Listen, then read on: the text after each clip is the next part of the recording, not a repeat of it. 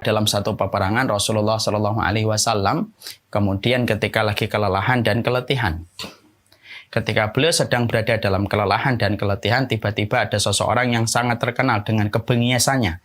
Namanya adalah Daksur. Daksur melihat dan menjumpai Nabi sedang beristirahat di bawah satu pohon. Maka kemudian Daksur mengendap-endap dengan pedangnya yang sudah terkenal bagaimana track recordnya Daksur ketika membunuh banyak orang di medan peperangan. Dia mendekati Rasulullah, lalu kemudian dia mengacungkan dan menghunuskan pedangnya kepada Rasulullah.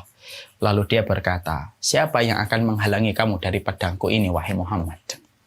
Rasulullah yang saat itu sedang istirahat karena kelelahan di dalam peperangan, Rasulullah kemudian tersentak sebentar, lalu melihat Daksur.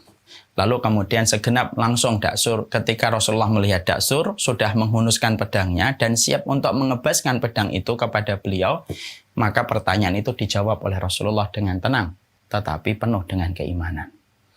Yang akan melindungi aku adalah Allah Subhanahu wa Ta'ala. Kata-kata yang disampaikan Nabi bukan kata-kata lip service. Kata-kata yang diucapkan Nabi ini bukan kata-kata yang hanya terukir di lisan, tapi kata yang terendap di bawah bulu bilik hati, lalu terangkat ke lisan dan menggetarkan ketika diucapkan.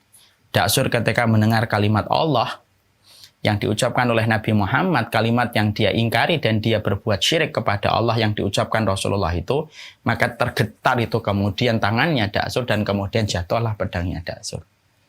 Saat itu pula dipegang oleh Rasulullah, diambil pedangnya dan diucapkan kembali oleh Rasulullah kepada Daksur. Siapa sekarang yang akan melindungi kamu dari pedang ini? Peristiwa ini dicatat di dalam sejarah, memberikan kepada kita bahwasanya salah satu di antara hal besar dalam kehidupan ketika kita tahu bahwasanya kehidupan ini miliknya Allah, maka kita harus paham bahwasanya Allah itu ada dalam kehidupan kita. Setiap problematika yang dihadapi oleh manusia ketika manusia itu telah beriman kepada Allah, selama mereka mengimani bahwasanya Allah itu ada, maka pasti setiap masalah yang dia hadapi itu akan diselesaikan oleh Allah. Bahkan ucapan seorang Nabi Muhammad ketika mengatakan kepada Daksur yang telah mengancamnya di hadapannya dan akan siap untuk mengayunkan pedangnya, dan dia terkenal dengan track record dengan kekejaman dan kebengisannya, ketika Nabi mengucapkan Allah yang datang dari bilik hati yang paling dalam, terangkat dengan jiwanya, tergores, kemudian terpancar dalam ucapannya, menjadikan Daksur itu kemudian akhirnya jatuh pedangnya, dan menjadikan akhirnya kita mendapati sebuah pelajaran besar ketika pada saat itu kita mendapatkan episode ini dari Rasulullah. Allah itu adalah sumber kekuatan dalam kehidupan setiap manusia, selama manusia tahu bahwasanya Allah adalah sumber pertolongan dalam kehidupan kita selaku makhluk yang lemah. Ini yang kemudian harus kita pahami.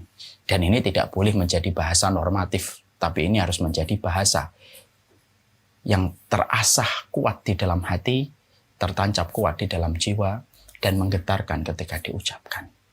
Banyak orang yang mereka itu bisa mengatakan Allah dalam setiap perkara, tapi bisa jadi di dalam realisasinya dia tidak menghadirkan Allah dalam apa yang dia jumpai dan apa yang dia dapati.